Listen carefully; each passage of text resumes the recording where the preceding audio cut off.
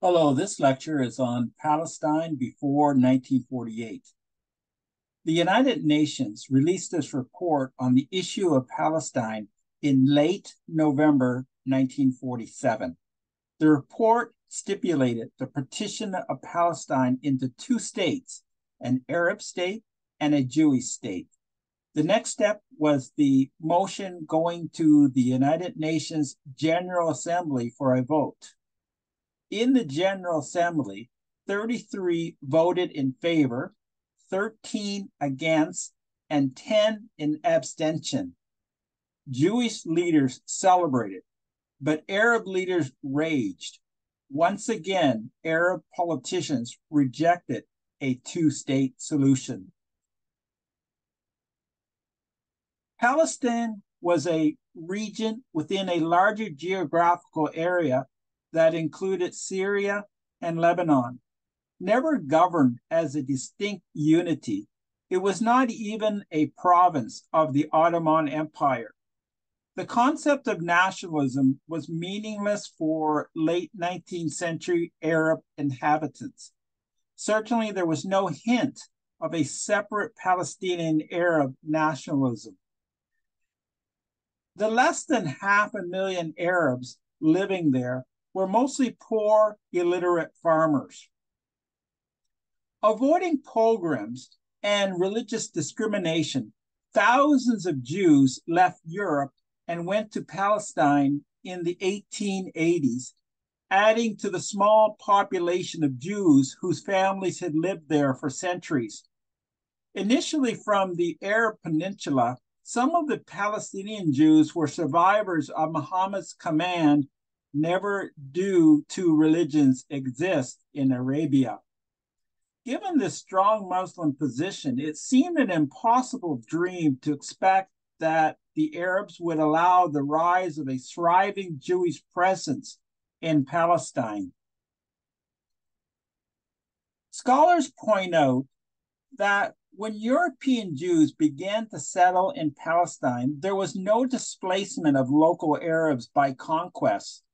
The Jews lawfully purchased land from Arab landowners, often at exorbitant prices. Mark Twain's 1867 description of Palestine was a land of barrenness and poverty, but ample evidence exists of the European Jews revitalizing many sections of the region. Commentators wrote of the Great Reconstruction Program in Palestine. At the eve of the First World War, there were approximately 50 Jewish settlements in Palestine, and the European Jews tipped the Jewish population in the range of 65,000 to 85,000.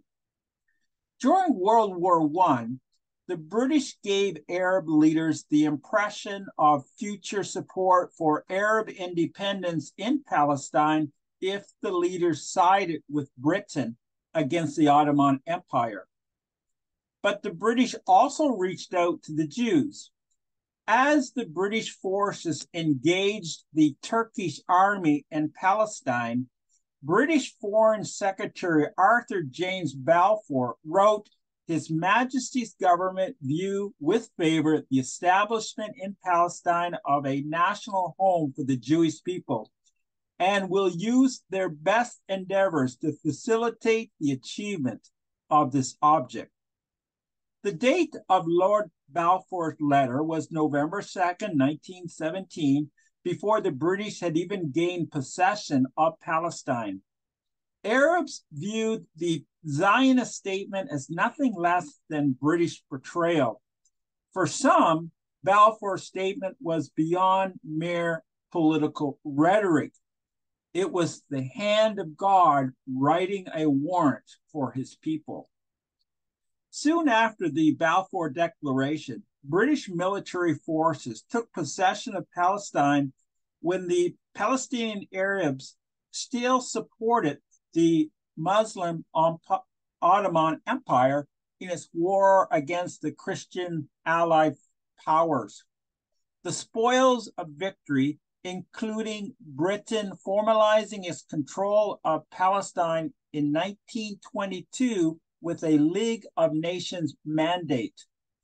The establishment of the British mandate in the former Ottoman Empire upset Arabs who viewed the British as the protector of Zionism.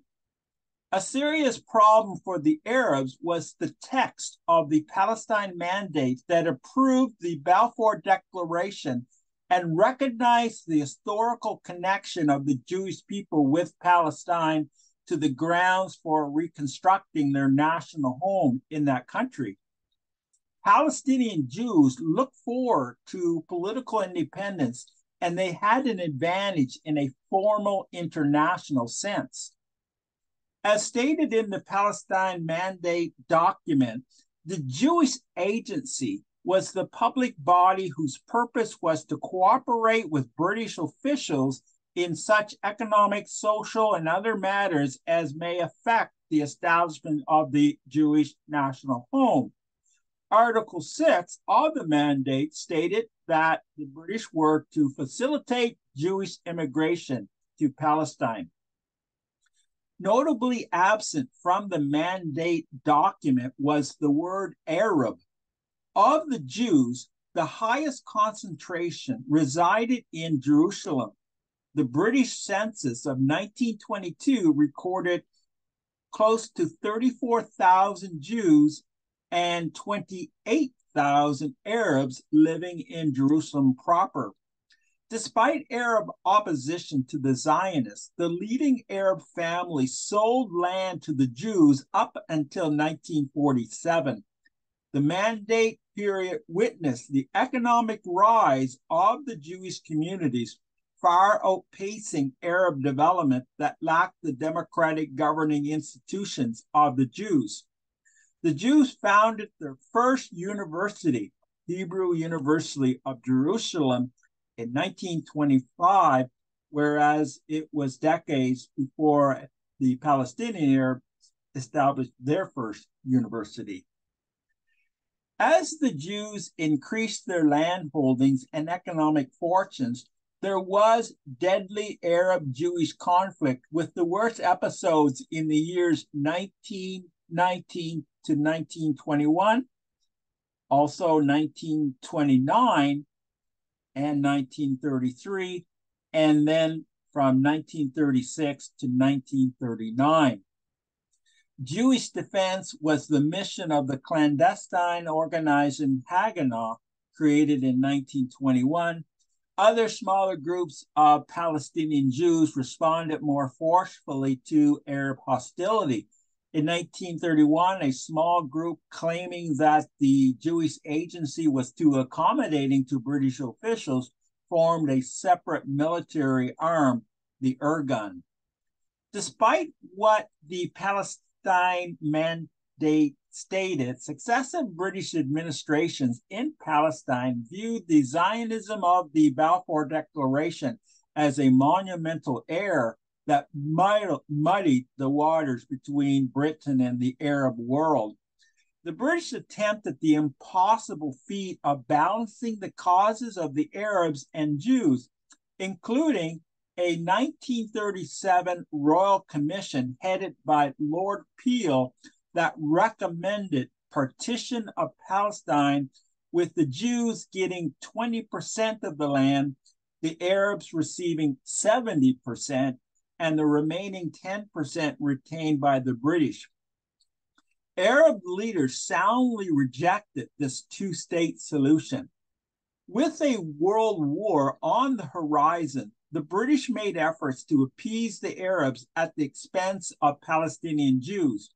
The Jewish leaders of the 350,000 Jews residing in Palestine found the White Paper of 1939, which limited the total number of Jewish refugees to 75,000 for a 5-year period, thus only 15,000 per year, unacceptable. However, relations with Britain appeared more promising when Winston Churchill became Prime Minister in 1940. The following year, he wrote, If Britain and the United States emerge victorious from the war, the creation of a great Jewish state in Palestine, inhabited by millions of Jews, will be one of the leading features of the peace conference discussions. End of quote. During World War II, over 26,000 Palestinians joined the British Army to fight with the Allied forces. After the war, Churchill was no longer prime minister, and the Jews looked more to the United States for political support. President Harry Truman's commitment to a Jewish state was stronger than President Franklin Roosevelt's, to the point that Paul Charles Merkley argues that Truman was a modern-day Cyrus. It was King Cyrus of Persia who defeated the Babylonian Empire in the year 539 BC and encouraged the Jews of Babylon to return to Jerusalem after 70 years of captivity. Truman proposed that the British cancel the White Paper Plan and immediately allow 100,000 Jewish refugees to settle in Palestine, a proposal that the British and the U.S. State Department disagreed with. Truman had momentum given what we had learned of the horrific Holocaust. But the next important step towards eventual nationhood for Palestinian Jews was the establishment in 1946 of a joint Anglo-American committee of inquiry consisting of 6 British and 6 Americans. This committee collected data from meetings in Washington and London and fact-finding missions to Egypt, Palestine, and European refugee camps. The final report recommended the immediate transfer of 100,000 Jewish Europeans to Palestine and a proposed binational state composed of an Arab province and a Jewish province administered by the British under the auspices of a UN trusteeship. As one condition of support, the British demanded that the Jews surrender their weapons. Considering the hostility of armed Arabs, this was tantamount to the Jews committing suicide and thus unrealistic. Both Jews and Arabs rejected the report. Failing to enforce the law and spending millions of dollars on 80,000 British troops in Palestine, Britain's Labour government turned to the United Nations.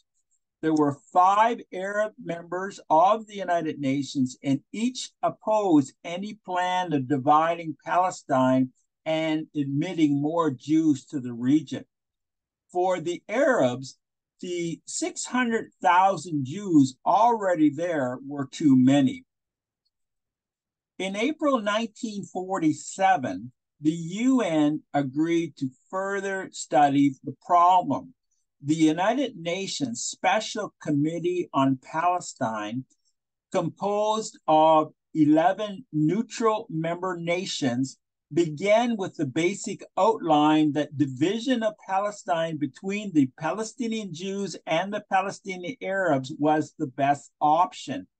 In 1947, the Special Committee visited the Jewish refugee camps in Europe, met with Jewish and Arab leaders in Palestine, and debated the issue. Jewish representatives made progress since they were able to showcase economic and land improvement, and they were well prepared to present their side, whereas the Arabs boycotted meetings, ignored the UN members who visited Arab villages, and failed to propose any coherent alternative. In August of 1947, the Arab Liberation Army, established in December, warned that if the United Nations granted the Jews a state, quote, we will have to initiate total war. We will murder, wreck, and ruin everything standing in our way, be it English, American, or Jewish, end quote. Many Muslims saw the Arab-Jew conflict as nothing short of a holy war. The special committee presented its official recommendations to the United Nations General Assembly on November 29, 1947. There was a majority report from 8 members and a minority report from 3 members. The majority report stipulated the partition of Palestine into 2 states. When the motion went before the General Assembly, it received the necessary 2/3 majority. The land area of the proposed Arab state was approximately 43%. The Jewish state was to be about 56%, most of which was desert. Despite the worrisome aspects of the plan, the Jews rejoiced. There was great celebration in packed Jerusalem streets. Jews saw the UN vote and support for a Jewish state as representing a return rather than a new creation. Religious Jews defined it as God's immutable promise, and secular Jews defined it as fulfillment of historic destiny. For Arabs, United Nations Resolutions 181 was a great shock and disappointment. All Arab leaders reacted angrily, declaring the plan a non-starter. The political position of the Arab Higher Committee was clear. Quote, the Arabs of Palestine will never recognize the validity of the extorted partition recommendations or the authority of the United Nations to make them, end of quote. Jamal Husseinian, a Palestinian leader, promised, quote, the blood will flow like rivers in the Middle East. In Arab cities throughout the Middle East, demonstrators demanded jihad in defense of Palestine.